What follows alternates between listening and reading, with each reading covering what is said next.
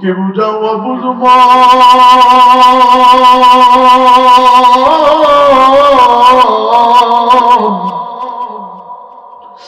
এই চক্ষু তো কিছুক্ষণ পরে খোলার সুযোগ আছে, কিন্তু এমন একটা দিন আসবে এই চক্ষু চিরতরে বন্ধ হয়ে যাবে, আর খোলার সুযোগ হবে না।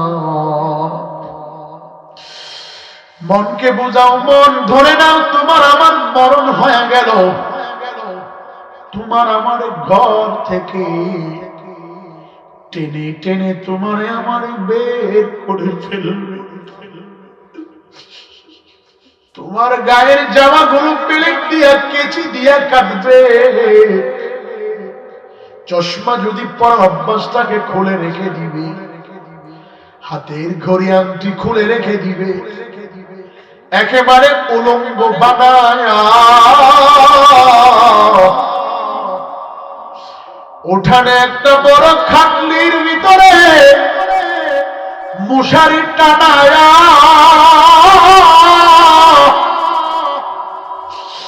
বড়ই পাতার গরম পানি করিয়া তোমারে আমার জীবনের শেষ গোসল দিবি।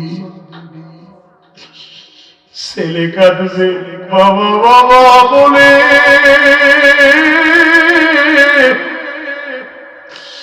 মেয়ে কাঁদবে আব্বু আব্বু বলে, গোসল সম্পাদন হয়ে গেলে নাকে কানে তোলা দিয়া তিনটা টুকরা সাদা কাপড়ের কাপড় দিয়া পেঁচায়া ফেলাবে, মায়ের সাথে খবরে একটা বাঁধন দিবে, মাথায় একটা বাঁধন দিয়া দিবে, পায়ের বাঁধনে বুঝা দিবে ওরে মা, আর বুঝি জমিনে দাম্ভিকতা দেখাইতে পারবা না, কবরের বাঁধনে বুঝা দিবে ওরে মা, আর বুঝি কবর সোজা করে বসতে পারবা না, মাথার বাঁধনে বুঝাইয়া দিবে আর মাথা নাড়াইতে পারবা না, তোমার আবার গোটা দেহটাকে মসজিদের চার পাওয়ালা খাটলিতে নিয়া ইমাম সাহেব মাঠে নিয়ে এলান করবে, যোগ্য ছেলে হলে দাঁড়ায়া বলবে বাবা না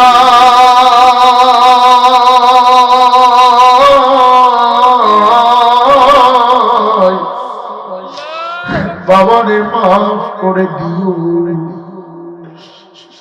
ইমাম সাহেব দাঁড়ায়া বলবে মাইয়াতের জানাজা শুরু হয়ে গেল, জানাজা কমপ্লিট হওয়ার পর তোমার আমার এই নিতর দেহটাকে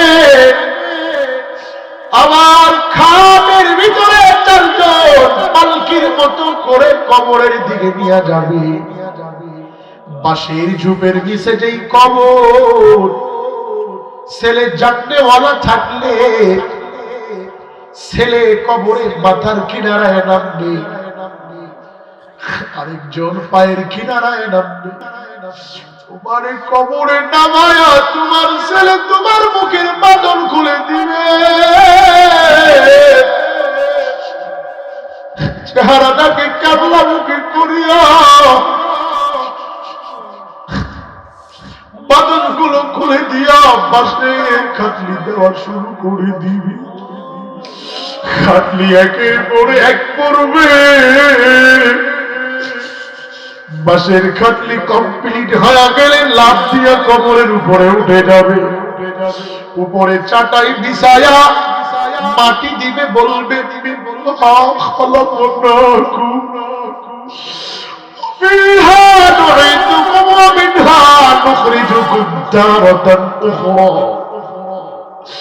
দাফন সম্পাদন করিয়া যে যার মতো ভাষায় চলে যাবে, মাগরিবে ঘরে গিয়া বাতি জ্বালাবে, যদিও দিনের বেলা কবর দিয়েছে, কবরটা নিঘুর অন্ধকার হয়ে গেল, তোমার আমার কবরে বাতি জ্বালানোর মতো কেউ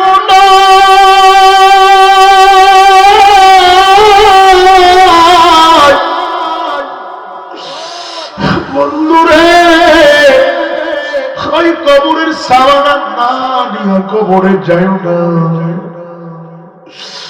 যদি তোমার আমল ভালো হয় কবরের ব্যবহার ভালো হবে। চক্ষু দুইটা খুলে দেখবা নিচে মাটি, ডানে মাটি, বামে মাটি, উপরে মাটির ছাউনি।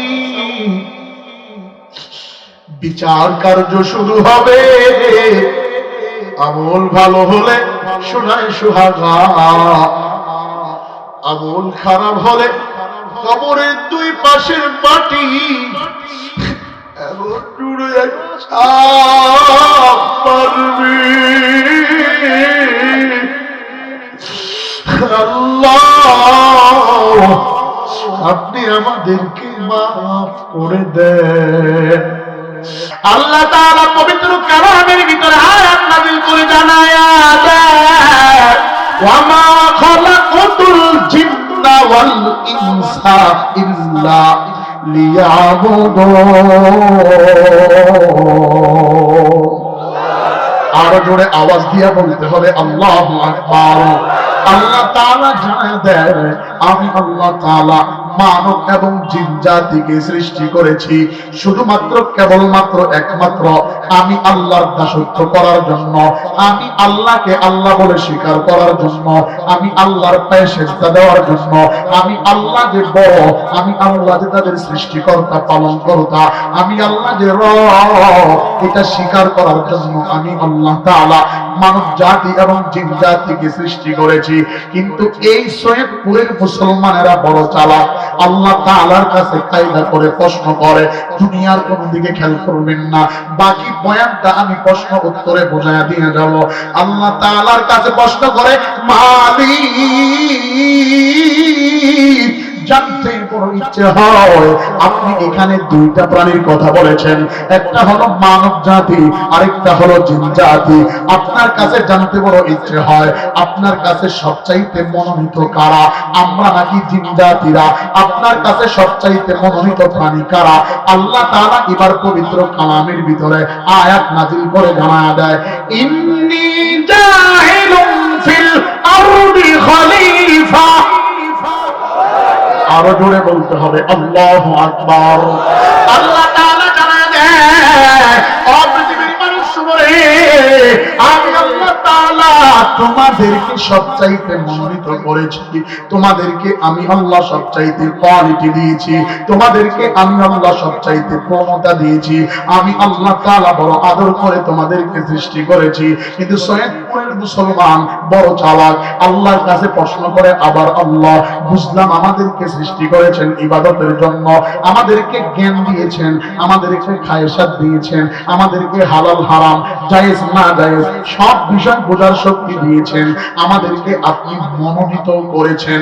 আপনার কাছে জানতে বড় ইচ্ছে হয় মাওলা, আপনার কাছে শুনতে মনে চায়, আপনি এই জমিনের ভিতরে সবচাইতে মর্যাদা কোন প্রাণীর দিয়েছেন? আমাদেরকে দিয়েছেন নাকি জিন জাতিকে দিয়েছেন নাকি অন্য কোন প্রাণীকে দিয়েছেন? কাদের মর্যাদা আপনার কাছে সবচাইতে বেশি? কারা আপনার কাছে সবচাইতে মর্যাদাওয়ালা প্রাণী? এটা আল্লাহ তাআলার কাছে প্রশ্ন করেছে। আল্লাহ তাআলা এবার পবিত্র কালামের ভিতরে আয়াত নাযিল করে জানায়া দেয়, ওয়ালাকাদ কাররামনা বনি আদম। আর জোরে বলতে হবে আল্লাহু আকবার। আল্লাহ তাআলা, ও পৃথিবীর মানুষ শুনে, ও সৈয়দপুর মুসলমান খুব বড় দেশ, ও নীলফামারীর মুসলমান বাপ ভাইরা, মহিলা প্যান্ডেলের আম্মা জানেরা, দুনিয়ার কোন দিকে খেয়াল করবা না। আল্লাহ তাআলা জানায় দেয়, আমি আল্লাহর কাছে সবচাইতে মর্যাদাওয়ালা প্রাণী হলো আশরাফুল মাখলুকাত বনি আদম।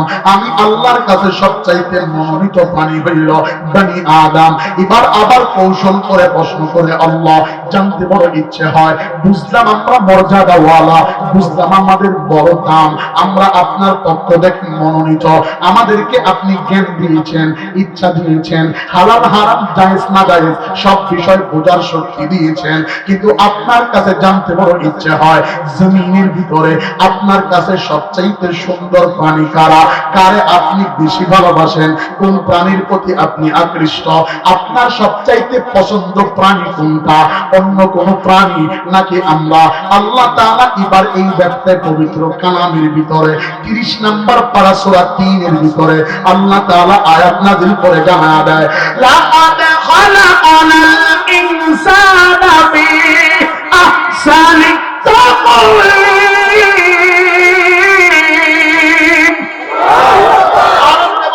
আল্লাহু আকবার। আওয়াজ হয় না, আরেকটা বার মায়া লাগে আল্লাহর ডাক দাও না, আল্লাহু আকবার।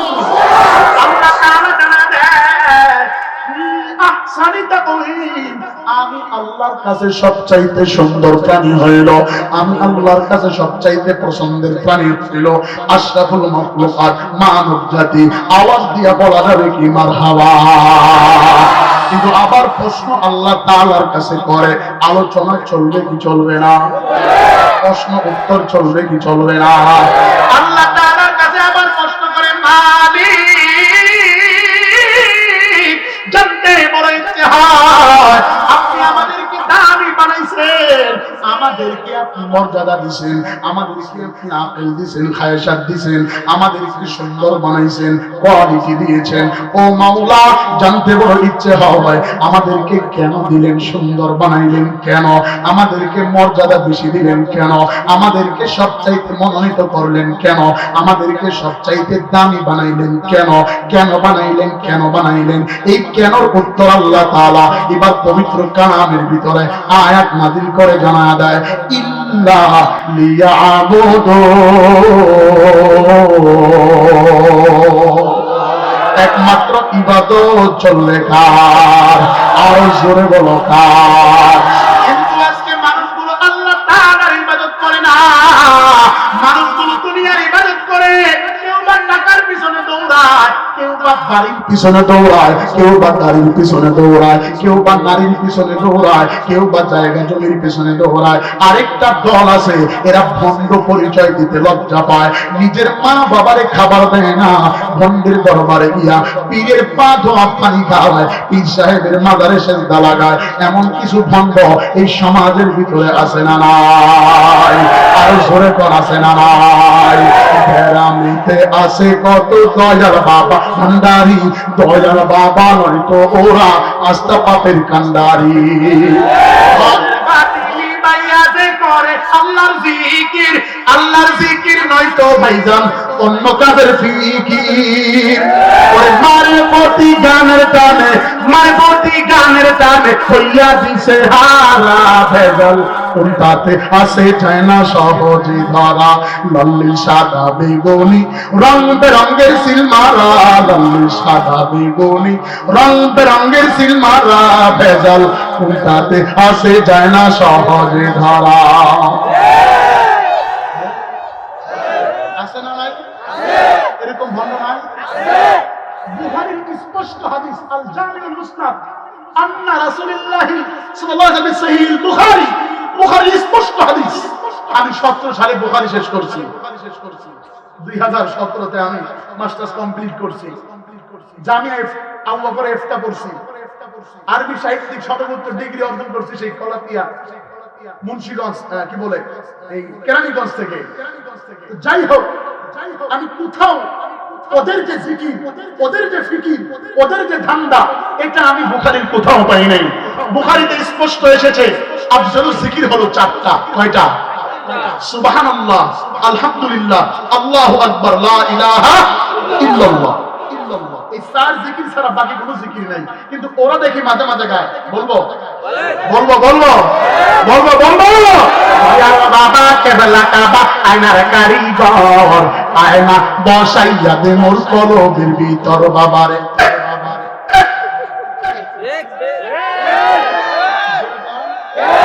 আরো জোরে কান। আমরাই জানি। আবার কিছু মহিলা আছে, এদের মুরিদ বেশি মহিলা হয়। হ্যাঁ, মনোযোগ দেন, আমার বিষয় হচ্ছে ইবাদত চলবে কার? কোন ভণ্ডের ইবাদতে জমিনে চলতে পারে না। আওয়াজ দিয়ে বলো ঠিক না বলি ভাই, আরো করে বলো ঠিক না ভাই। হিন্দু ভাই হিন্দু ধর্ম পালন করে ভালো নাই, খ্রিস্টান তার ধর্ম পালন করে ভালো নাই, ইহুদি তার ধর্ম পালন করে ভালো নাই, ধন্যবাদ। কিন্তু মুসলমান নাম লাগায়া শিরকি করবা, এই সুযোগ মুসলমান তোমারে দিবে না।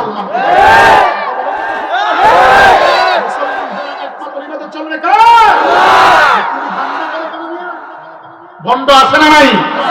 এদের দরবারে আবার কিছু মহিলা যায়, বাচ্চা চায়, আবার মায়ের সুরে গায়। বলবো অনুমতি দিলে বলবো, আব্বা কয় কলে কমু ভাই, মন খারাপ করবেন না তো আবার? বলবো বলবো বলবো, ও বাবা তোমায় ভালোবাসি, তোমার শরণ শুনিতে আবাগো, ও আব্বা স্বামীর শরণ সারছি গো আব্বা তোমার।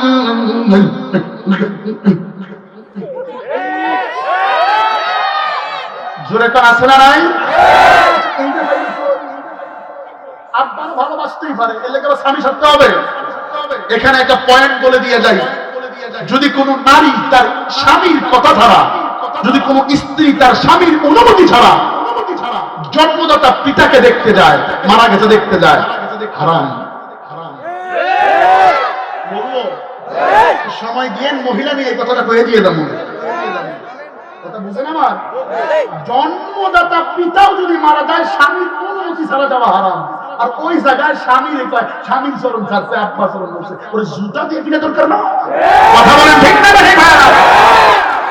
এরা বকরিতে কাপড় নাই, আল্লাহ কইছে কাপড় দিতে। প্রত্যেকটা পয়েন্টে ওরা কাপড় দেয় জয়েন্টে। আবার আর মাঝে মাঝে স্লোগান দেয়, এই হুজুরটা কি বেশি বুঝে নাকি রে, হুজুর কি আমাদেরকে পর্দা করতে দিবে নাকি? ব্যাপার বেটা, আমরা হুজুর তো তোমাদের পেটেরই সন্তান। কথা বলেন না কেন? তোমাদের পায়ের নিচে আমাদের জান্নাত, আমাদের মা। কথা বলেন, মায়ের পায়ের নিচে সন্তানের জান্নাত। আমরা কি তোমাদের বিরোধিতা করতে পারি? শুনে রাখো, রাসূল বলেছেন জান্নাতের 8টা গেট লেখা থাকবে, আর দায়ুস লা ইয়াদখুলুল জান্নাহ, দায়ুস কখনো জান্নাতে প্রবেশ করবে না। তুমি কোন ধান্দায় পড়েছো? পীরের দরবারে গিয়ে ছেলে বাচ্চা চাও, মেয়ে চাও, যে পীর নিজে উলঙ্গ বেহায়াপনা, প্রস্রাব করে ভিড়া কোনো ব্যবহার করে না, যার শরীর থেকে বলতে চাই না, আপনাদের এলাকায় ছাগল আরেকটা আছে না, কি কয় নাম, ওই মতো বন্ধ করে, ঠিক না? ঠিক ধরে বল, মুখ থেকে শুকনা খায়, শুকনা বুঝেন?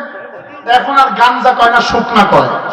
শুকনা ইয়াবা বাবা আব্বা সব ওই দরবারে হয়। ও আবার নিজের সাধক দাবি করে, আবার গান গায়, কালিমা কালাম ভাই কোনো কিছু তার কারণ নাই, কালিমা কালাম ভাই কোনো কিছু তার কারণ নাই, আমার মরণ কালে ডুলবাসী বাজায় তরিকার ভাই, আমার মরণ কালে জুতা ফিরায়। আমি বলি কালিমা কালাম ভাই সবকিছু দরকার আছে গো, তাই আমার মরণ কালে আতর সুরমা চন্দন লাগায় তরিকার ভাই, আমার মরণ কালে মিনহা খালাকনাকুম ওয়া ফিহা নুঈদুকুম ওয়া মিনহা নুখরিজুকুম তারাতান উখরা বলে কবরে রাখিও। ভণ্ড কয় কি? ওই ভণ্ড কয় কি? ভণ্ডের দরবারে ইবাদত করা যাবে? এটা বলেন যাবে? শোনেন, আলেম আবার 5 প্রকার। এই ভণ্ডের ভিতরে আবার আলেম আছে, কিছু আলেমও আছে। আমি আমার ক্ষুদ্রজ্ঞানের গবেষণা বলে দিয়ে দেয়, আলেম কয় প্রকার? বাজারি, মাজারি, সরকারি, মিলাদি, দরকারি। আলেম কয় প্রকার? এটা কোথাও বলি না, আজকে বলে দিয়ে গেলাম কয় প্রকার। বাজারি, মাজারি, সরকারি, মিলাদি, এই 4 প্রকার খুব পাওয়া যায়। এই দরকারি কারো কাছে যায় না, তাদেরকে আনতে হয়, ঠিক না? বা ঠিক জোরে বল, তাদের কাছে যাইতে হয়। এজন্য হিসাব লাগাবেন কি হবে, আপনি কার কাছে যাবেন। ইবাদত চলবে কার? আরো জোরে বলো কার? চলবে কি চলবে না? এটা আওয়াজ দাও, নারায়ে তাকবীর। মুসলমান দুনিয়ার কোন দিকে খেয়াল করবে না।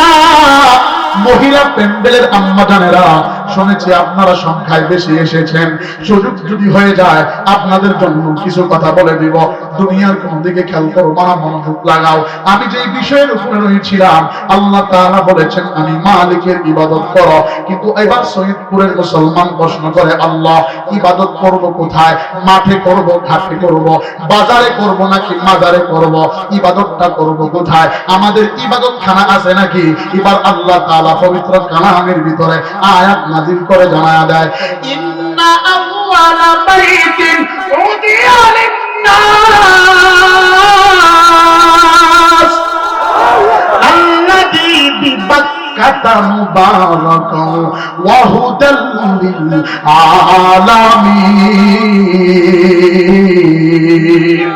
আওয়াজ দিয়ে বলতে হবে আল্লাহু আকবার। আল্লাহ তাআলা জানায় দেয়, আমি মালিকের পক্ষ থেকে তোমাদের জন্য একটা ইবাদতখানা আমি আল্লাহ বানায়া দিলাম, যেটা অবস্থিত বাক্কা শহরে, বর্তমান যেটা মক্কা বলে থাকি। আমাদের পূর্ব কিবলা হলো সিরিয়া, বাইতুল মাকদিস। এরপরে বিশ্বনবী সরকার দু আলম আলাইহিস সালাতু ওয়াস সালাম আসার পরে আল্লাহ তাআলা কিবলা ঘুরায়া বাইতুল্লাহর দিকে কিবলা করেছে। আল্লাহ তাআলা জানায়া দেয়, আমি আল্লাহর ঘর হলো বাইতুল্লাহ। এই বাইতুল্লাহর ধারাবাহিকতায় আপনাদের এই পুরানে অকিয়া একটা মসজিদ এই এলাকার ভিতরে আছে না নাই? আল্লাহ তাআলা ডাক দিয়া কয়, ও বান্দা বান্দি শুনো রে, আমার পূর্বে আবু মুসা আশআরী ভাই বলে দিয়ে গিয়েছে, আল্লাহ তাআলা হর হামেশা ডাকে, আমার মালিক ডাকে। দুনিয়ার ধান্দা সব ছেড়ে দাও। তোমার বয়স এখন ভাটি পড়তেছে, যৌবনে ভাটি লেগেছে। তোমার দাঁত ছিল না, আল্লাহ দিয়েছে। তোমার মুখের দাড়িগুলো ছিল কালো, এখন সাদা বরণ হয়ে গেছে। তোমার মাথার চুলগুলো ছিল কালো, সাদা বরণ হয়ে গেছে। হে যুবক, যৌবনের তাড়নায় পড়িয়া জীবনটাকে নষ্ট করে দিয়েছ। মা বাবারে কতই না ধোঁকা দিয়েছ। সকিনার প্রেমে পড়িয়া তোমার যদি সারাদিন ঘুম না আসে, মনোযোগ লাগাও, কোনো দিকে খেয়াল করবা না। আল্লাহ তাআলা একটু বোঝার জন্য বলছি, মনোযোগ লাগাও। একজন ছেলে এক মেয়ের ভালোবাসায় পড়িয়া গোটা রাত্র কাটায়া দেয়, ঘুম আসে না, সারাদিন চলে যায়, মাস চলে যায়, সপ্তাহ চলে যায়, খাবারের চাহিদা আসে না, পাগল হয়ে যায়, পাগলের মতো রাস্তাঘাটে ঘুরে। মায় জিজ্ঞাসা করে, বাবা বুঝলাম না, খানায় কেন তোমার মনোযোগ নাই, পড়ায় কেন মনোযোগ নাই? ছেলে উত্তর দেয়, পাশের বাড়ির এক মেয়ের প্রেমে পড়ে জীবনটা আমার শেষ হয়ে যাচ্ছে। এ বন্ধু, এ মহিলা, এ মেয়ে, একটা ছেলের জন্য যদি পাগলি হইতে পারো, একটা মেয়ের জন্য যদি পাগল হইতে পারো, তুমি কি চিন্তা করলা না? একবার খেয়াল করে দেখো, যেই মেয়েকে আল্লাহ তাআলা সৃষ্টি করেছে, ওই ছেলেকেও তো আল্লাহ সৃষ্টি করেছে। যার সৃষ্টির দিকে তুমি আকৃষ্ট হইলা, যদি তার স্রষ্টার দিকে একটু খেয়াল করতা, জীবনে তুমি কোনোদিন কোন নারীর দিকে বাঁকা নজরে তাকাইতে পারতা না। সেই মালিকের যদি একটু খেয়াল করতা, আল্লাহ তাআলা কত সুন্দর পৃথিবীর নিজাম দিয়েছে, কত সুন্দর মেয়েদের চেহারা দিয়েছে। তার চেহারার দিকে তাকায়া তুমি কেন তাকায় থাকো? মেয়ে প্রশ্ন করে, হে যুবক, তুমি কেন তাকায় থাকো? যুবক উত্তর দেয়, তোমারে সুন্দর বানাইছে কেন? দেখলে বড় সুন্দর লাগে, এজন্য তাকায় থাকি। আমার আল্লাহ তাআলা ফেরেশতাদেরকে জানায় দেয়, ফেরেশতারা, ওই বান্দা যদি আমি মালিকের দিকে, ওই মেয়ের দিকে যে আকৃষ্ট, তার ন্যূনতম পরিমাণ যদি আমি আল্লাহর সাথে সুসম্পর্ক হইতো, আমি আল্লাহ তারে তো মেয়েও দিতাম, মেয়ের সাথে আমি আল্লাহ তাআলা তার জন্য জান্নাত দিয়া দিতাম। আওয়াজ দিয়া বলা যাবে কি সুবহানাল্লাহ? কিন্তু আজকে যুবসমাজ নষ্ট হয়ে গেছে। নামাজের সময় আসলে যুবকদের কাপড় নষ্ট থাকে। জোরে কান ঠিক না ঠিক? কি হইছে? তারপরে মুখ ধরছে, কারণে খাড়া খাড়া প্রস্রাব করে, বসেও না। এই যে আমি ঢাকা যাবো কালকে, মির্জাপুর, টাঙ্গাইল মির্জাপুর, আমি ঢাকা যাবো, ঢাইবাড়ি সিরাজগঞ্জ গাড়ি ব্যারেজ করে ঢুকলে দেখবেন প্রস্রাব করার জায়গা বসে নাই, সব দাঁড়ায় হ্যান্ডেল চলবে। আছে না নাই? আবার কিছু ড্রাইভারও আছে, খাড়া দিশের দূরে বাড়ি দিয়ে রাখতে লাগে। শুনে রাখেন, বলে দিয়ে যাই, রাসূলের সুন্নাহ, যদি কোনো যুবক দাঁড়ায় প্রস্রাব করে তো যৌবন কমে যাবে, যৌবন কমে যাবে। লেখে না বেটা, কথা বলে না, বলে দিয়ে যাচ্ছি, শুনে রাখো। দাঁড়ায় প্রস্রাব করেছো, ঢিলা কোনো ব্যবহার করো নাই, তোমার অকালে নাম নিলাম না কি, ওইটা তোমার ছোট হয়ে যাবে এবং পচন ধরবে। অনেকেরই চর্মরোগ ধরে। এই প্রস্রাবের সিটার ভিতরে এত পরিমাণ আঘাত, যদি বিশ্বাস না হয় একটা তাজা ঘাস লাগায় আর প্রস্রাব করে দেখিস বেটা, ওই গাছ টিকে না। কথা বলেন না কেন? ঠিক না বেরিয়ে চলে কর। তুমি যদি প্রস্রাব করার পরে চিল্লা দিছো, এই হুমতির ফুটা তো করতেই আছে। এই প্যান্ট পরার পরে এই প্যান্ট থেকে দুর্গন্ধ, এরপরে তোমার পুরা দেহে ওই জায়গাতে এমনি নরম। রাসূলের সুন্নাহটা কত কঠিন ছিল, রাসূল কত গবেষণা করে সুন্নাহ বলেছেন যে তোমরা ঢিলাকুলু ব্যবহার করে পানি খরচ করো, ইনশাআল্লাহ আল্লাহ তাআলা শরীরে যৌবনী দিয়ে দিবে। জোরে কর সুবহানাল্লাহ। কি বলবো, যুবকরা তো এখন যে প্যানের স্টাইল, বলবো যুবকদের যে প্যানের হালত, এই প্যান্ট পয়রা যুবক এখন মসজিদে গিয়ে নামাজও পড়তে পারে না। যদি নামাজ সামনে দাঁড়ায়, পিছনের লোকের ওযুও শেষ, নামাজও শেষ। এমন টাইট ফিট প্যান্ট বের হয়েছে।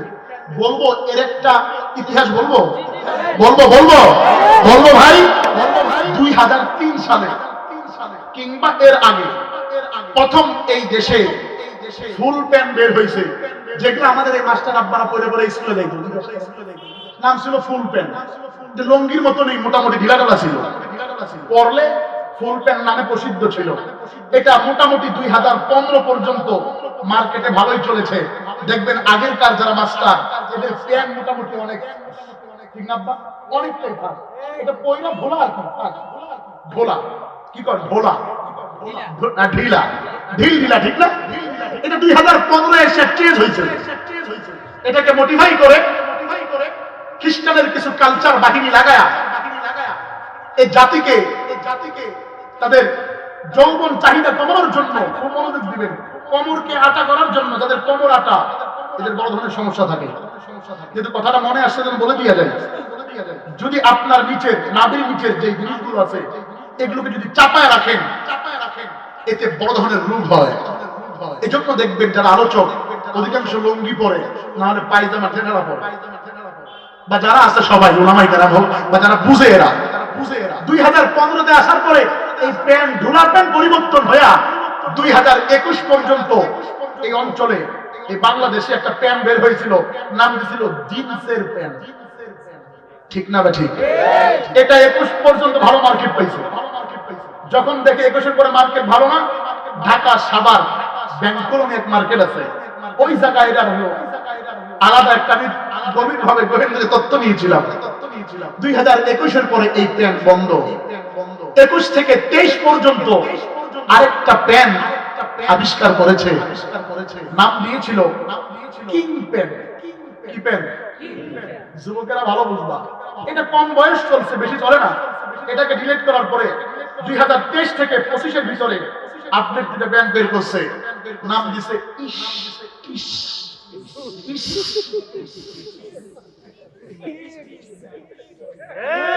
জোরে কম, ঠিক না বাজি? এই ইশ ইশ করে হাডু সিরা, নিচে সিরা, হাইরে সিরা আর সিরা, পট্টি পাট্টি দিয়া ঘুরে, আর টাইমটা উপরে তোলা যায় না। মোটামুটি যে পর্যন্ত উঠে দাঁড়ানো সারা বসার উপায় নাই। জোরে কর আছে না নাই? জোরে কর আছে না নাই? যুবক মনোযোগ দাও, তুমি তো প্যান্ট পরবা, ইসলামিক আদর্শের পোশাক পরো, তোমার একটা সুন্নাত জারি হয়ে গেল, জীবনটা গোল্ডেন হয়ে যাবে। আমি পায়ে হাত দিয়ে বলছি ভাই, জামা তো আমরাও পরি, আমাদেরকে কত লোক গালি দেয় যে হযরত আপনি মহিলার মতো বোরকা পরেন, এত বড় বড় চুল রাখছেন, আপনাদের দাড়ি দুড়ি কোনো সাইজ করেন না, আপনার দেখলে কেমন মনে হয় উজবুক উজবুক টাইপের, আপনারা কি দুনিয়ার কোনো হালচাল বুঝেন না? তখন নীরবে নিভৃতে কখনো কান্না করি যে ওদের যেতে তো টাকা আমরা কম কামাই করি না, বলেন কথা বলেন না কেন? তখন কান্না আসে, কিন্তু তাহাজ্জুদে দাঁড়ায়া কেমন যেন হৃদয়ে একটা প্রশান্তি আসে। আল্লাহ, তোমার জমিন এই দুনিয়া তো পয়গম্বর বলেছে আর দুনিয়া মাজরাতুল আখিরাহ, দুনিয়া হচ্ছে আখিরাতের জন্য ফ্ল্যাট স্বরূপ, ফসল উৎপাদন হবে, আখিরাতে বসে বসে খাবে। আর দুনিয়া সিজনুল মুমিন ওয়া জান্নাতুল কাফির, দুনিয়া হচ্ছে মুমিনের জন্য জান্নাত নয়, জাহান্নাম নয়, জেলখানা। আর মুমিনের জন্য দুনিয়া হচ্ছে বালাখানা। আমরা তো দুনিয়া চাই না, জিসতে দুনিয়া আজ খুদা গাফিল বুদান না বেমাশর নকরায়ে ফর জিন্দদম দরি দুনিয়া কাছে বেগম নবাশত আগার বাশদ বনি আদম নবাশত। দুনিয়ার সব রাত্রিয়া আখিরাত গ্রহণ করে হচ্ছে বিচক্ষণ এবং চালাক মানুষের।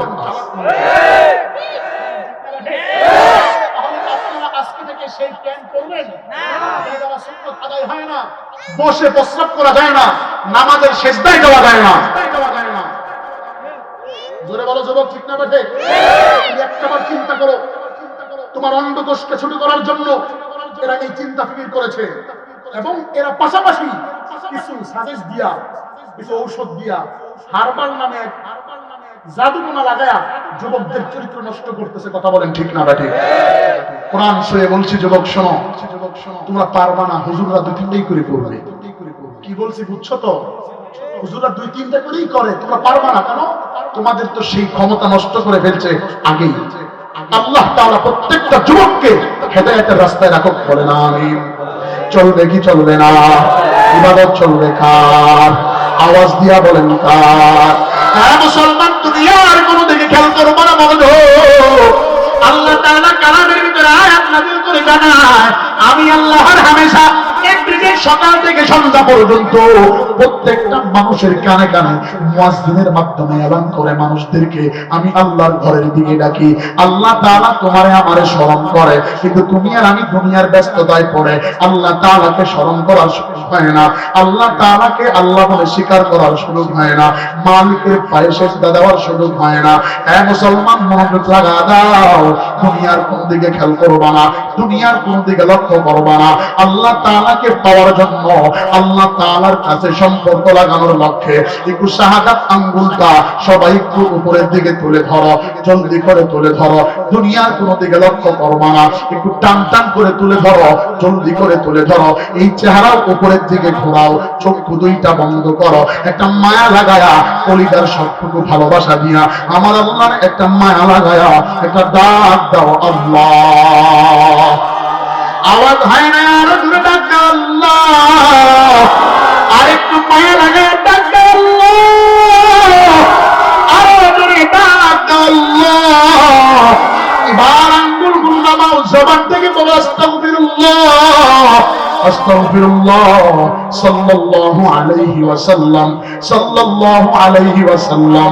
পড়ো বিসমিল্লাহির রহমানির রহিম, নিজের বুকের দিকে একটা ফু দাও, পড়ো বিসমিল্লাহির রহমানির রহিম, ডান কাঁধে একটা ফু দাও, পড়ো বিসমিল্লাহির রহমানির রহিম, বাম কাঁধে একটা ফু দাও, পড়ো বিসমিল্লাহির রহমানির রহিম। একটু স্টেজের দিকে ফু দিয়া দাও। এবার আর দুনিয়ার কোন দিকে খেয়াল করবা না। আমি আমার সংক্ষিপ্ত পরিচয় দিয়া বয়ানে ঢুকতেছি। তোমরা যারা নিচে বসতো আব্বাজানেরা, তোমাদের পায়ের জুতা টানার যোগ্যতা আমার নাই। যারা স্টেজে বসা, আপনাদের পায়ের জুতার ধুলি সমতুল্য এলেম আমার নাই। এলেমার যোগ্যতার বাহাদুরি দেখা এখানে বসি নাই। কেউ যদি উঠে চলে যায়, তারে চলে যাইতে দিবা, কারো চলে যাওয়া থেকে তুমি যাইবা না। একটু মনোযোগ লাগাও, দুনিয়ার কোন দিকে খেয়াল করবা না। শেষবারের মতো আরেকটা বার আমার আল্লাহরে কলিজার মহব্বত দিয়া একটা ডাক দাও। বিশ্ব নবী বলেন, যদি কোন মুমিন 3 বার আল্লাহ তাআলাকে মায়া লাগায়া ডাক দেয়, তার কলবে যদি প্রশান্তি না পায়, বুঝবে সে তার ভিতরে আল্লাহর ভালোবাসা নাই, এবং কি আল্লাহ তাআলার দয়াও তার প্রতি নাই। এই লক্ষ্যে আরেকটা বার কলিজার মহব্বত দিয়া উধার মনে আমার আল্লাহরে একটা সুর দিয়া ডাক দাও আল্লাহ। মুসলমান শুনো রে, মাইকের আওয়াজ দূর যায়, মহিলা প্যান্ডেলের আম্মাদারেরা একটু মনোযোগ লাগায় দাও। আমি তো তোমাদের ছেলের মতো ছেলে, অনেকেই তো আমার মায়ের বয়সে প্যান্ডেলে বসা, কেউ বা আমার বোনের বয়সে। দুনিয়ার কোন দিকে খেয়াল করবা না। আল্লাহ পাক রব্বুল আলামিন কালামের ভিতরে বলে, মসজিদের ভিতরে এসে আমি মালিকের ইবাদত করো, আল্লাহকে আল্লাহ বলে স্বীকার করো। কিন্তু সৈয়দপুরের মুসলমান বড় চালাক, আবার প্রশ্ন করে, আল্লাহ আপনার ঘরে ঢুকলাম, ঢুকে দেখি গোটাটাই বিল্ডিং, নামাজ পড়বো কিভাবে, ইবাদত কারে হয় কিছুই বুঝি না, পুরা ঘরটা দেখি ফাঁকা, কেমনে আপনার ইবাদত হয়, কিভাবে আপনার ইবাদত করব? আল্লাহ তাআলা এবার পবিত্র কালামের ভিতরে আয়াত নাযিল করে মুহাম্মদ নবীকে বলে, নবী আমার, আপনি মানুষের কান পর্যন্ত পৌঁছায়া দেন, আপনি তেলাওয়াত করে শোনায়া দেন। উতলু মা উহিয়া ইলাইকা মিনাল কিতাব, যালিকাল কিতাবু লা রাইবা ফীহি হুদাল লিল মুত্তাকিন। আল্লাহর নবী জানায়, পৃথিবীর মানুষেরা রাখো, আল্লাহর ঘরের ভিতরে আল্লাহ তাআলার ইবাদতের জন্য তোমাদের কাছে একটা গাইডলাইন, একটা কিতাব, একটা নিয়মাবলী বই আল্লাহ তাআলা দিয়ে দিয়েছে। এই কিতাবটা খুলো, কিতাবটা পড়ো, কিতাব অনুযায়ী নিজের জীবনটা গঠন করো, কিতাবটা ঘরের ভিতরে ঢোকাও, কিতাবটা ঘরে ঢোকাও, টেলিভিশন ঘর থেকে নামায়া দাও, কিতাবটা ঘরে চালু করে দাও। ফজরের পরে সূরা ইয়াসিন তেলাওয়াত করো, যোহরের পরে তেলাওয়াত করো, যোহরের পরে তেলাওয়াত করো, আসরের পরে সূরা নাবার তেলাওয়াত করো, মাগরিবের পরে সূরা ওয়াকিয়া তেলাওয়াত করো, ইশারের পরে সূরা মুলক তেলাওয়াত করো। ঘরটা জান্নাতি ঘর হয়ে যাবে। কিন্তু আল্লাহ তাআলার কিতাব আজকে মুসলমানের ঘরের ভিতরে আছে, কিন্তু এটা কাপড় দ্বারা বন্ধ করা আছে, তক্তের উপরে রেখে দিয়েছে। ঘরের ভিতরে টেলিভিশন চালু করে দিয়েছে, ঘর থেকে টেলিভিশনের গান আসে, নর্তকীদের গান আসে, গান বাদ্য আসে। মুসলমান পরিষ্কার থাকে না। হিন্দু ভাইদের ধর্মের ভিতরেও আছে, তারা যদি মন্দিরে যাইতে হয় পাক সাফ হয়ে মন্দিরে যাইতে হবে, নাপাক অবস্থায় যাওয়া যাবে না। আছে কিছু মুসলমান আছে, এরা হিন্দু ভাইয়ের চাইতেও খারাপ হয়ে গেছে, এরা নাপাক অবস্থায় ঘরে থাকে, পরিষ্কার পরিচ্ছন্নতা অর্জন করে না। অথচ কিতাব তাহারাতের প্রথম হাদিস আত-তুহুরু শাতরুল ঈমান, পবিত্রতা ঈমানের অঙ্গ। যার দিলের ভিতরে পবিত্র নাই, যার ঘরের ভিতরে পবিত্রতা নাই, তার ভিতরে দ্বীন নাই, ইসলাম নাই, ধর্ম নাই, তার ভিতরে স্বামী স্ত্রীর মহব্বত নাই, শ্বশুর শাশুড়ির মহব্বত নাই। হ্যাঁ যুবক, একটু শুনো, আল্লাহর নবী জানান দেয়, দুনিয়ার ভিতরে আমি মালিকের কথা তোমাদের কাছে শোনাচ্ছি। আল্লাহর ইবাদত করিয়া নিজের জীবনটাকে গোল্ডেন করো, আল্লাহকে আল্লাহ বলে স্বীকার করো। সাহাবায়ে কেরামকে নিয়ে আল্লাহর নবী বক্তব্য যখন ওপেন করেছে, সব সাহাবায়ে কেরামরা এই কথার উপরে ছিল ইস্তেকামাত ছিল, আল্লাহর ইবাদত করা লাগবে, আল্লাহ ছাড়া দুনিয়াতে অন্য কোনো ইলাহ নাই, দুনিয়াতে অন্য কোনো প্রভু নাই। আল্লাহর নবী বক্তব্য দেওয়ার পরে সাহাবায়ে কেরাম সবাই মেনে নিয়েছে। কিন্তু একজন সাহাবী দাঁড়ায়া ডাক দিয়া বলে, পয়গম্বর, যার নাম ছিল হযরত ওমর ফারুক, ডাক দিয়া বলে, নবী আমার, আপনি বলেছেন আল্লাহ তাআলার ইবাদত করার জন্য। বুঝলাম আল্লাহর ইবাদত করব, কিন্তু আল্লাহ তাআলার ইবাদত করলে আমাদের জন্য ফায়দা কি, আমাদের জন্য লাভ কি, আমরা কি পাবো আল্লাহর পক্ষ থেকে, এটা তো আপনি বললেন না। আল্লাহর নবী একটু ঘাবড়িয়ে গেলেন, একটু মাথা নিচু করে ফেললেন। আল্লাহ তাআলা জিবরাইলকে পাঠায় দেন, ও জিবরাইল যাও যাও, মুহাম্মদ নবীর কানে কানে গিয়া আয়াত তেলাওয়াত করে শোনায়া দাও। আল্লাহর নবীর কাছে আয়াত চলে এসেছে, জিবরাইল আয়াত দিয়েছে, আল্লাহর নবী এবার তেলাওয়াত করে শোনায়া দেয়, ইন্নাল্লাযীনা ক্বালু রাব্বুনাল্লাহ, আরো জোরে বলতে হবে আল্লাহু আকবার, আরো ধরে নেই, আরো জোরে বলো না আল্লাহু আকবার। আল্লাহর নবী ডাক দিয়া বলে, পৃথিবীর মানুষ শুনো, এরপর শুনো, যদি কেউ বলে আমার রব আল্লাহ, আমার প্রভু আল্লাহ, আমার বিধানদাতা আল্লাহ, জীবনদাতা আল্লাহ, ইন্নাল্লাযীনা ক্বালু রাব্বুনাল্লাহ, যদি কেউ স্বীকার করে আমার রব আল্লাহ, আমার প্রভু আল্লাহ, বিধানদাতা আল্লাহ, জীবনদাতা আল্লাহ, সুম্মাস্তাকামু, এবং ধীর অটল থাকে, তাতানাজ্জালু আলাইহিমুল মালাইকা, তার উপরে আল্লাহ তাআলা ফেরেশতা পাঠিয়ে দিবে প্রটোকল দেওয়ার জন্য।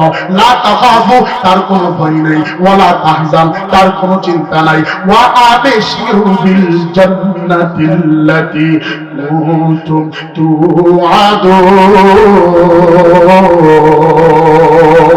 আওয়াজ দিয়া বলা যাবে কি আল্লাহু আকবার।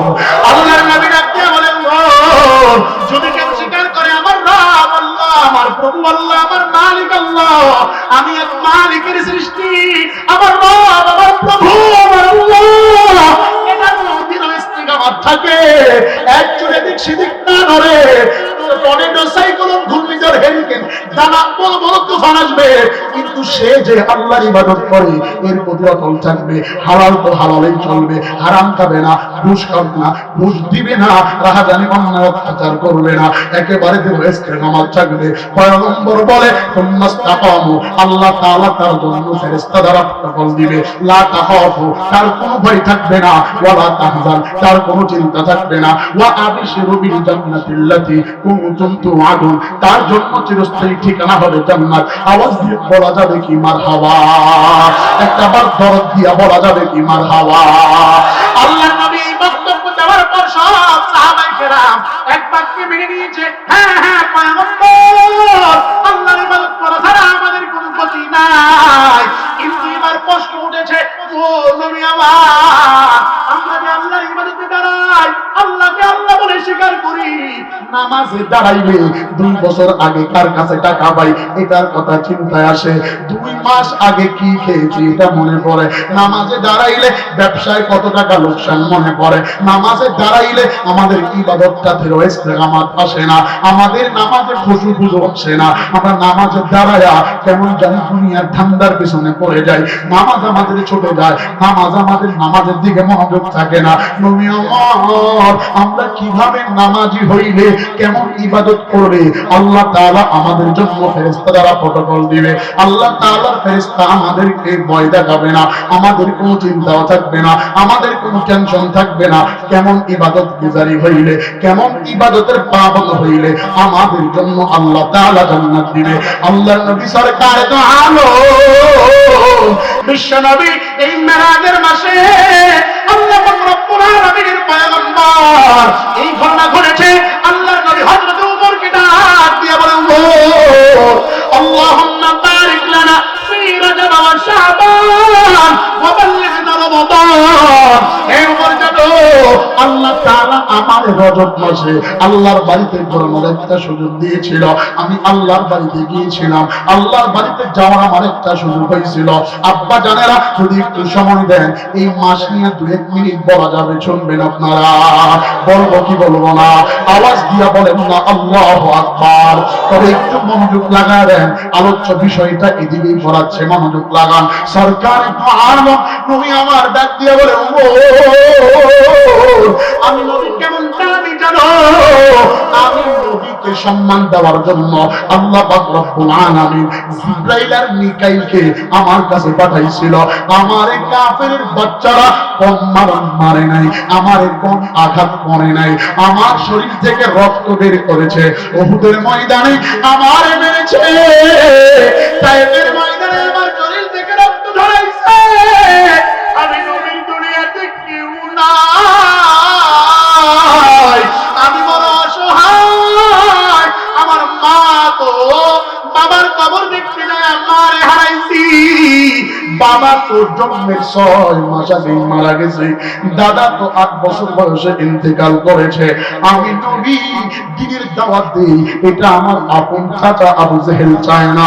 সবাই যদিও মেনে নিত, আবু জেহেল আমার বিপক্ষে স্লোগান দিত, আবু জেহেল আমার অ্যাটাক করত, আবু জেহেল আমার কালামের উপরে, আল্লাহর কথার উপরে, আমার কথার উপরে আবু জেহেল বাধা দিত।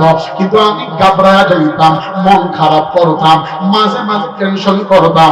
আল্লাহ তাআলা তখনই আমার ডাক দিত, নুন আলিফ লাম মিম ইয়াসিন ইয়া আইয়ুহাল মুযাম্মিল ইয়া আইয়ুহাল মুদ্দাসসির। হে কম্বলওয়ালা, হে চাদরওয়ালা। এবং মাঝে মাঝে আমার আল্লাহ তাআলা সান্ত্বনা দেওয়ার জন্য বলতো, হে ওমর জানো, আল্লাহ তাআলা আমার সান্ত্বনা দেওয়ার জন্য একদিন আবু জেহেলের সামনে, আবু জেহেল হাজার হাজার মানুষের সামনে আমি নবীকে আঙ্গুল তুলে কথা বলতেছে। আল্লাহ তাআলা আমার কাছে সূরা নাযিল করে বলে, পয়গম্বর আপনি আবু জেহেলের কথার উত্তর দিয়ে দেন। কি সূরা? আল্লাহ পাক রব্বুল আলামিন নাযিল করলো। আল্লাহর নবীর কাছে সূরা চলে আসছে, আলাম তারা কাইফা ফাআলা রাব্বুকা বিআসহাবিল ফিল আলাম ইয়াজআল কাইদাহুম ফি তাদলিল ওয়া আরসালা আলাইহিম তায়রান আবাবিল তারমিহিম বিহিজারাতিন মিন সিজ্জিল ফাজআলাহুম কাআসফিন মাকুল। আল্লাহর নবী আপনি ঘাবড়াবেন না, আপনি কি জানেন না আমি আব্রাহার সাথে কেমন ব্যবহার করেছিলাম, হস্তি বাহিনীর সাথে কেমন ব্যবহার করেছিলাম, আমি কি বিজয় অর্জন করেছি কি করি নাই, তাদের সাথে কিরূপ আচরণ করেছিলাম। পয়গম্বর আপনি টেনশন নেবেন না, আপনি আপনার দায়িত্ব পালন করেন, আপনি কোরআনের দাওয়াত মানুষের কাছে পৌঁছায়া দেন, মানুষের পায়ে ধরে ধরে ইসলামের দিকে আহ্বান করেন, মানুষদেরকে দ্বীনের দাওয়াত দেন।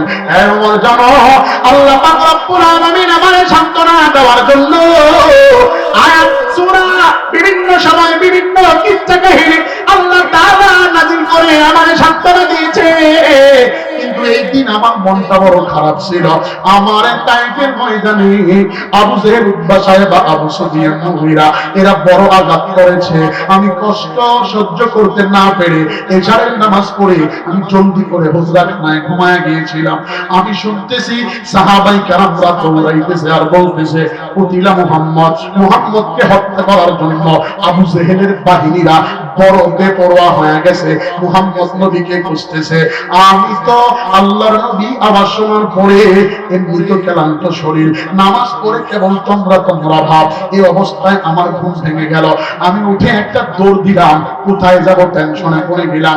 আমি তো খুঁজে কোথাও যাওয়ার জায়গা পাচ্ছি না, কিন্তু বাইতুল্লাহর সাথে আল্লাহর ঘরের সাথে আমার একটা ফুফি আম্মার ঘর, যার নাম ছিল উম্মে হানি, আব্দুল্লাহর বোন কাদা আব্দুল মুত্তালিবের মেয়ে। উম্মে হানির ঘরে গিয়া আমি মুহাম্মদ আশ্রয় নিলাম। ঘরের ভিতরে ঢোকার পর আমার ফুফি আম্মা আমার চেহারার দিকে তাকায়া তাকিয়ে বলেন ভাতিজা কেন আমার ঘরে আসছো? বলে ফুফি আম্মা আমার মরার জন্য গোটা এলাকার কাফেরেরা আমার বাসায় খুঁজতে গিয়েছি, আমি কোথায় যাব জায়গা পাচ্ছি না, এজন্য আপনার ঘরে আশ্রয় নিতে যাচ্ছি। উম্মে হানি ডাক দিয়ে বলে ভাতিজা কিছুক্ষণ আগে আবু জেহেলের গুন্ডা বাহিনী এসে আমার ঘরের তৈজসপত্র সব ভেঙে চৌকি উপরে দিয়ে গেছে, সব নষ্ট করে ফেলেছে, তোমারে খুঁজতে আসছিল, তুমি এখন কেন আমার ঘরে আসছো?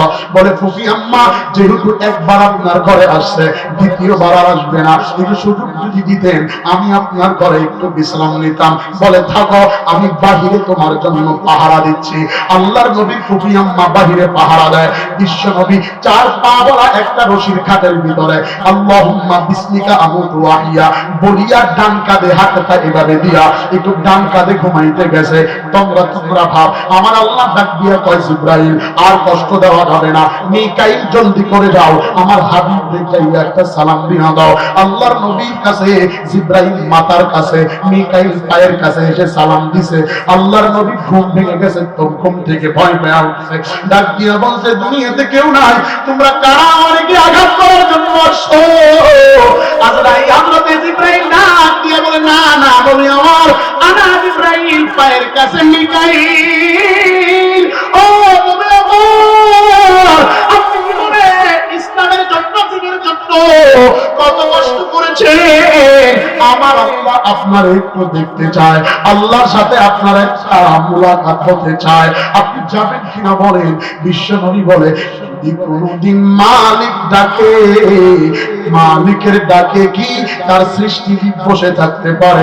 চলো চলো আল্লাহর বাড়ির দিকে চলো। লম্বা কথা, সিনা চাক হয়েছে, ওযু করেছে, বুরাক এসেছে, আল্লাহর নবী বুরাকে চলছে। আমার আল্লাহ বিশ্ব নবীকে প্রশংসিত নবী হিসাবে বানিয়েছেন। আল্লাহর নবীকে আল্লাহ পাক রব্বুল আলামিন সম্মান দেওয়ার জন্য বাইতুল মাকদিস সিরিয়ার মসজিদে সমস্ত নবীদেরকে দাঁড় করাইছে উঠায়া, এ নবীরা দাঁড়াও আমার হাবিবকে সালাম দিয়া দিবা। লম্বা কথা সংক্ষেপ, আল্লাহর নবী মসজিদের ভিতরে প্রবেশ করলো। আজ হযরতে জিবরাইল সাথে আছে। আল্লাহ তাআলা বলল জিবরাইল আযান দিয়া দাও। জিবরাইল আযান দিছে, কিন্তু আশহাদু আল্লা ইলাহা ইল্লাল্লাহ বলিয়া ব্রেক মারছে, কার নাম বলবে। লম্বা কথা সংক্ষেপ, এরপরে নামাজ 2 রাকাত বিশ্ব নবী পড়াইছে। পড়ানোর পরে রব মানে পরিবহন আসছে। এই পরিবহন আকাশের দিকে উঠতেছে, আল্লাহর নবী আকাশের দিকে উঠতেছে, এমন সময় নাকের ভিতরে একটা ঘেরান আসছে। আল্লাহর নবী ডাক দিয়ে বলল আমি জিবরাইলকে জিজ্ঞাসা করেছিলাম এটা কিসের ঘেরান? জিবরাইল আমারে আয়াতের শানে নজুল শোনায়, পয়গম্বর ইন্নাল্লাযীনা ক্বালু রাব্বুনাল্লাহ, এটা হচ্ছে তার কবরের ঘেরান যে নাকি। আল্লাহর নবী ডাক দিয়ে বলে জিবরাইল এত সুন্দর মেশকের ঘেরান কোন জায়গা থেকে আসে? এই আকাশের ভিতরে এটা কি কোন জান্নাতুল মাওয়ার ঘেরান নাকি জান্নাতুল ফেরদাউসের ঘেরান? জিবরাইল ডাক দিয়ে বলে নবী আমার এটা ওদের কোন ঘেরান না, কোন জান্নাতের ঘেরান না, কোন খুশবের ঘেরান না, এটা হলো 2 কন্যা আরেক মহিলার কবরের ঘেরান। আওয়াজ দিয়া বলেন না মারহাবা। বিশ্ব নবী ডাক দিয়ে বলে কে সেই মহিলা? বলবো? বিশ্বনবী ডাক দিয়ে বলে, কে সেই মহিলা? বলে, এই মহিলা ছিল ফেরাউনের দাসী, যে আল্লাহর প্রতি ঈমান এনেছে। ঈমান আনার কারণে তার ভিতরে কষ্টের সাপ, কষ্টের স্টিমুলার তার উপরে চালু হয়ে গেছে। তারে হত্যা করার জন্য, তারে মারার জন্য ফেরাউন তার কাছে বাহিনী পাঠাইছে। এই নারী এতটাই শক্তিশালী ছিল, অর্থমন্ত্রীর নারী এতটাই শক্তিশালী ছিল, হযরত আসিয়ার সাথে ওই নারীও ইসলাম গ্রহণ করেছে। তার বিবি আসিয়া অর্থমন্ত্রীর স্ত্রী, তিনিও ছিল মুসলিম। দুইজন মহিলাকে ফেরাউন থেকে পাঠাইছে। আদরের কুলের সন্তান ছিল, সন্তানটাকে টান দিয়া ফেরাউন জ্বলন্ত তৈলের ভিতরে ফালায়া একেবারে কাবাব করে ফেলেছে। মা দক্ষিণীর সামনে সন্তান গোনা হয়ে যায়। মা দক্ষিণী চোখের পানি ফেলে ডাক দিয়ে বলেছিল, মালিক, এই দুনিয়ার ভিতরে আপনার প্রতি ঈমান আনার কারণে আজকে আমার কুলের সন্তান তৈলের ভিতরে গোনা হয়ে গেল। ও মাওলা, আপনি আমার জন্য উত্তম যাজা দান করিয়েন। এবং ফেরাউনের স্ত্রী বিবি আসিয়া দুইজনকে আটকায়া ফেলেছে। ফেরাউনের বিবি স্ত্রী তাকে দুই হাত টান টান করিয়া তখ্তের সাথে হাতের ভিতরে পেরাক মেরে দিছে। জিহ্বা টেনে বের করে জিহ্বার ভিতরে পেরাক মেরে দিছে। পায়ের ভিতরে পেরাক মেরে দিছে। পেটের ভিতরে, পেটের সাইডে পেরাক মেরে দিছে। হাড্ডির সাথে হাড্ডি লাগায়া ইচ্ছা মতো তারে পিটাইতেছে। বলে, সব তোমারে ছেড়ে দিব, শুধু একটা বার আমার পায়ে সেজদা দাও, একটা বার আমারে রব হিসাবে মানো, তুমি একবার আমারে আল্লাহ বলে স্বীকার করো, দুনিয়াতে তোমারে মুক্ত করে দিব। ফেরাউনের বিবি, বিবি আসিয়া জবান খুলে খুলে ডাক দিয়ে বলছে, আমি যেই সন্তানের মা, আমি যেই সন্তানের পালক মা হযরত মুসা আলাইহিস সালাতু ওয়াস সালাম, তার প্রতি আমি ঈমান এনেছি। আমি কোনদিন তোমার প্রতি ঈমান আনতে পারবো না। যত কষ্টই দাও না কেন, আমার জীবনে আমি তা মেনে নিব, কিন্তু কোনদিন আমি ইসলাম ধর্ম ছাড়বো না। যেই আল্লাহর প্রতি ঈমান এনেছি, ওই আল্লাহর প্রতি ঈমান আমি একচুল পরিমাণ এদিক সেদিক হব না। ফেরাউন রাগান্বিত হইয়া তার সহচরদের বাহিনীদেরকে ডাক দিয়া বলে, এই মহিলাকে পিটমোড়া বলে পালন দিয়া ফেলো। তার সামনে অর্থমন্ত্রীর স্ত্রীকে পাথর চাবুক দিয়া পিটাও। চাবুক দিয়ে পিটানো শুরু করে দিয়েছে। শরীর ফেটে ফেটে রক্তগুলো জমিনের ভিতরে ফিরিঙ্গি দিয়ে পড়তেছে। অর্থমন্ত্রীর স্ত্রীর জবান দিয়ে আওয়াজ আসতেছে, লা ইলাহা ইল্লাল্লাহ মুসা কালিমুল্লাহ। কেউ ছাড়ে না। ফেরাউন এবার কঠিন সিদ্ধান্তে অটল। ডাক দিয়ে বলে, বিবি আসিয়া গায়ের পোশাক টেনে খুলে ফেল, তার লজ্জা ইসলাম পাবলিকরে দেখাবো। কত বড় জালেম হইতে পারে মুসলমান, নিজের স্ত্রীর লজ্জা ইসলাম পাবলিকরে দেখাবে। মানুষগুলো সবাই চাতক পাখির ন্যায় তাকায় আছে। ফেরাউন বলতেছে, আসিয়া, আমারে রব মানবি কিনা বল, যদি না মানিস তাহলে তোর গায়ের কাপড় খুলে ফেলবো, মানুষের সামনে খুলে ফেলবো। বিবি আসিয়া এমন এই ঈমানের বলে বলে ছিল, এমন ইবাদত গুজারি ছিল। বিবি আসিয়া ডাক দিয়ে বলে, স্বামী আমার বাবা, আমার মা ছাড়া আমি যখন বয়সের করায় আমি পড়েছি, কোনদিন আমার এই লজ্জা স্থান পৃথিবীর কেউ দেখে না, পৃথিবীর কেউ পায় না। আপনি স্বামী, আপনার কাছে আমার এই লজ্জা স্থান আপনি দেখেছেন। আমার বাবা আজকে দুনিয়ায় নাই, আমার মা দুনিয়ায় নাই, দুনিয়া থেকে বিদায় নিয়ে চলে গেছে। আমার মা বাবার শিক্ষা ছিল স্বামীর পায়ে স্ত্রীর জন্য বেহেশত। ও স্বামী আমার, আমি তো যেই দিনের দিশা পেয়েছি, যেই দিন পেয়েছি, আপনি তো সেই দিনের দিকে আসবেন না, কিন্তু আমার কাপড়টা খুলে আমার সবার সামনে লজ্জা দিবেন না। আমি আপনার বিবি, আমি আপনারই হয়ে থাকতে চাই। আমার এই লজ্জা স্থান যেন পৃথিবীর কেউ না দেখে। ফেরাউন হুঙ্কার দিয়া ডাক দিয়া বলে, আসিয়া তাহলে একটা বারের জন্য শুধুমাত্র বল, আমি ফেরাউন তোর রব, আমি তোর রব, মিশরের মালিক আমি, আমার আল্লাহ বলে স্বীকার কর। হযরত ফেরাউনের কথা শুনে হযরত বিবি আসিয়া পদ্মাবতী লজ্জাবতী মহিলা চোখের পানি ছেড়ে ডাক দিয়া বলে, স্বামী আমার হাতের ভিতরে পেরাক, হাত থেকে রক্ত পড়তেছে, আমার উভয় হাতটা দাও। আজকে যদি আমার বাবা থাকতো, আজকে যদি আমার মা থাকতো, আপনার পর্তমন্ত্রী স্ত্রীর কন্যাকে নিয়ে, সন্তানকে নিয়ে আপনি তৈলে বাড়াইছেন, সেটাও পারতেন না, আমারও পারতে পারতেন না।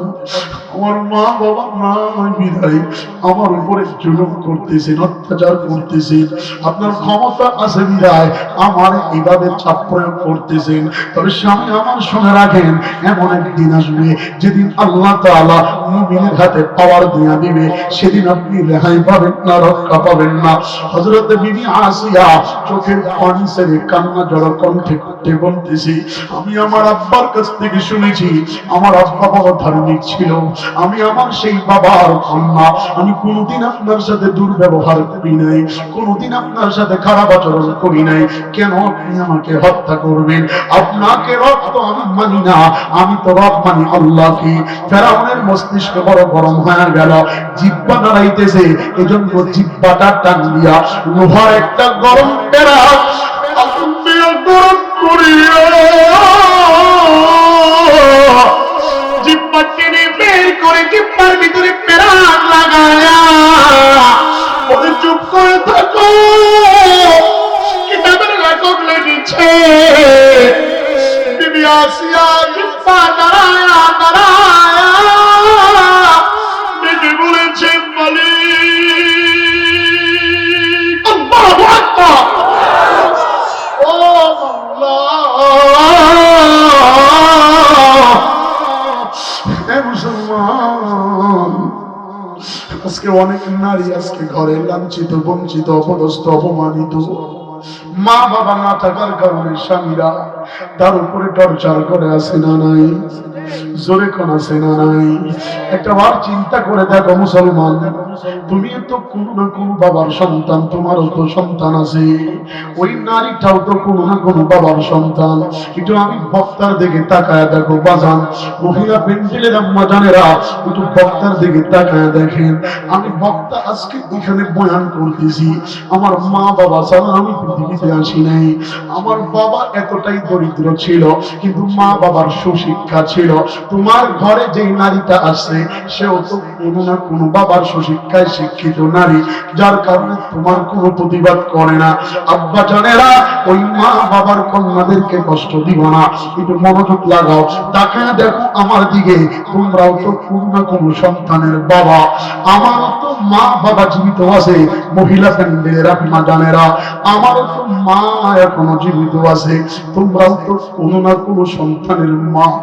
আমি আর জীবনে কোনদিন বাবার সামনে চোখ তুলে কথা বলি নেই। বাবার পায়ে গিয়া একটু জড়ায়া ধরো, আব্বা জানি একটু দাঁড়ান, আজকেই মাহফিল আল্লাহ কবুল করবে। আব্বার পায়ে একটু জড়ায়া ধরো, আব্বার কাছ থেকে দোয়া নাও, আব্বারে বলো, বাবা আপনার পায়ের নিচে আমার জান্নাত, আপনার শরীরে আমার জান্নাতের কিরণ পাওয়া যায়। তাকায় দেখো দুই ভাই মিলিয়া চাপ দিয়া ধরো, লজ্জা পাওয়া না। বাবা আপনার ছেলেদেরকে একটু বুকে নেন, আল্লাহ কবুল করবে। ভাইয়া তোমার বাবারে একটু বুকে নাও, বুকে নিয়ে কানে কানে বলো, আব্বু এখানে অনেকেই বসছে যারা বাড়িতে গিয়া আর বাবারে বাবা বলে ডাক দিতে পারবে না, আপনি আমাদের সম্পদ, জানি না আমরা আপনার খেদমত করতে পারছি কিনা, বাবা আপনার পায়ে ধরছি, আপনার বুকে আপনার আমাদের আমাদেরকে ক্ষমা করে দিন। মা বাবা ক্ষমা না করলে আল্লাহ ক্ষমা করবে না। ভাইয়া বাবার সারিয়া আজকের মাহফিলের সম্মানিত সভাপতি, ওনার একটু জড়ায় ধরো। হযরত আপনি একটু দাঁড়ান, এদেরকে একটু দোয়া দিয়া দেন। তিন জায়গার দোয়া আল্লাহ ফিরায় না। উস্তাদের দোয়া, মা বাবার দোয়া, মুরব্বির দোয়া। একটু জড়ায় ধরেন, বলে আপনি আমাদের অভিভাবক, আল্লাহ যেন কবুল করে নেয়, জীবনের গুনাহ যেন আল্লাহ মাফ করে দেয়। এরা পাথরের মতো কলিজা হয়ে গেছে, নড়াচড়া করিও না, কোন দিকে খেয়াল করবো না। বাজা মা বাবা নাই কাদের কাঁধে, একটু হাত তুলে দেখাও। মা বাবা দুইজন না থাকলে দুই হাত তুলবা, একজন না থাকলে এক হাত তুলবা। দেখতে চাই কাদের মা বাবা নাই। আজকে বাড়িতে গিয়া কারে মা বলে ডাক দিবা, কারে বাবা বলে ডাক দিবা। হাত নামাও। মা বাবা হারা এদিন বসে গেছ, চোখের কড়ায় পানিও চলে আসছে। নারায়ে তাকবীর। মুসলমান খুব মনোযোগ, সরকারে তো আরব জানা দেয়, ধর্মমন্ত্রীর স্ত্রী এবং বিবি আসিয়াকে, উভয় মহিলাকে ফেরাউন জ্বলন্ত তৈলের ভিতরে পুড়ে কাবাব করে ফেলেছে। এরপরেও দুইজন মহিলা কখনো ঈমান থেকে সরে নাই। লম্বা কথা সংক্ষেপে এজন্য বললাম, এটা ছিল ঈমানের পাওয়ার।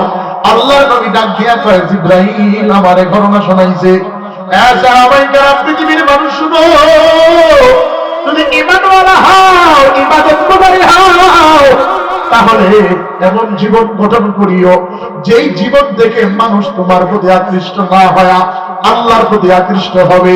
তুমি এমন সিরাত সুরাত গ্রহণ করো, এমন আদর্শে আদর্শিত হও, যাতে মানুষগুলো তোমার পদঙ্ক অনুসরণ করে।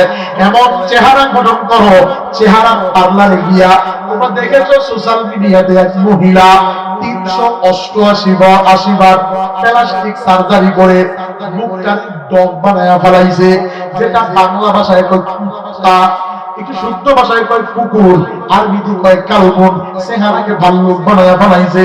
আল্লাহ তাআলার নবী ডাক দিয়া বলে, পৃথিবীর ভিতরে চেহারা যদি সুন্দর রাখতে চাও, একদিকে সকাল থেকে সন্ধ্যা পর্যন্ত 5 বার ওযু বানায়া আল্লাহর ঘরে গিয়া ইবাদতে লিপ্ত হয়ে যাও। তোমার চেহারাতে কাটিং মারা লাগবে না, কালো হইলেও চেহারার দিকে তাকাইলে নূর চমকাইতে থাকবে। আওয়াজ দিয়া বলা যাবে কি মারহাবা। এটা মাস আজকে থেকে আর কোন ঠাট্টার পিছনে নয়, আজকে থেকে আর ইয়াবার পিছনে নয়, আজকে থেকে আমরা এক আল্লাহর গোলাম হয়ে যাব। আল্লাহকে আল্লাহ বলে স্বীকার করব, 5 ওয়াক্ত নামাজ পড়ব, মালিকের কদমে সিজদা লাগাবো। আল্লাহ ছাড়া দুনিয়াতে অন্য কোনো ইলাহ নাই, দুনিয়াতে অন্য কোনো প্রভু নাই। মালিকের ইবাদত করে কবরে যাব। তবে শুনে রাখো, ওই মহিলারা কবর যাওয়ার আগে, তৈলে পড়ার আগে ফেরাউনকে বলেছিল, ফেরাউন না শুনে রাখ, আমি আল্লাহ তাআলার প্রতি ঈমান এনেছি। তুমি তো দেখতেছো ফুটন্ত তৈল, কিন্তু আমরা দেখতেছি তৈলের ভিতরে জান্নাত। আল্লাহ তাআলা ফেরেশতা পাঠায়া আমাদের কানে কানে শোনায়া দিয়েছে, ইন্নাল্লাযীনা ক্বালু রাব্বুনাল্লাহ, যারা স্বীকার করবে রব আল্লাহ, সুম্মা ইসতাকামু, দৃঢ় অটল থাকবে, তাতানাজ্জালু আলাইহিমুল মালায়েকা, তাদের উপরে ফেরেশতা পটাদল দিবে, লা তাখাফু ওয়া লা তাহজান, এদের কোনো ভয় নাই, চিন্তা নাই। ওয়া আবশিরু বিল জান্নাতিল্লাতী কুনতুম তুআদুন। জলদি করে ছাড়াও, জান্নাতে যাইতে চাই, পৃথিবীর মানুষদের গায়ে হাত থেকে বেঁচে এমন জীবন করিও কথা,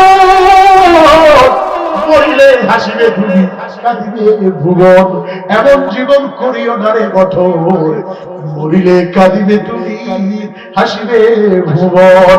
এই কাউনিয়াতে এক আল্লাহর বান্দার লাশ ভেসে আসছে, 814 বছর পরে লাশ আসছে। লাশটা পরিপূর্ণ তাজা, কাপড়ের কাপড় তাজা। কুড়িগ্রামে এক আল্লাহর বান্দার নাম গুরু মুন্সি, লাশ ভেসে আসছে, লাশটা পরিপূর্ণ তাজা, কাপড়ের কাপড় তাজা। আমি পথরামে গিয়েছিলাম, সেই আমখালি বরগুনা জেলা কেওড়া বনিয়া এলাকায়, লেবুখালী ব্রিজ পার হইয়া কুয়াকাটার আগের থানা আমখালি, আমখালিতে একটা ফেরি পার হয়ে যাইতে হবে।